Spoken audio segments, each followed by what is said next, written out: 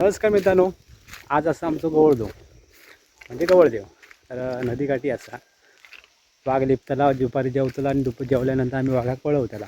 तर तुमका सगळ्यांना बघून मिळतला आजच्या रील्समध्ये. बघा कसं आम्ही मातीचं वाघ लिपता मस्त आहे की. आता मातीपासूनच वाघ आमच्याकडे लिपतात, ही परंपरा आमची.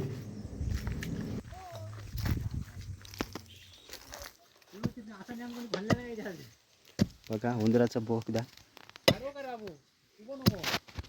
हाय गवळदेवाक आम्ही आता नैवेद्य दाखवला. नैवेद्य दाखवल्यानंतर आम्ही सगळेजण जेवतला. हे सगळे बसले ते जेवूक बसले आहेत. गवळदेव म्हणजे हिंस्र प्राण्यांपासून गाई गुरांचं रक्षण व्हावं यासाठी वाघदेवताला साकडं घातलं जातं इथे.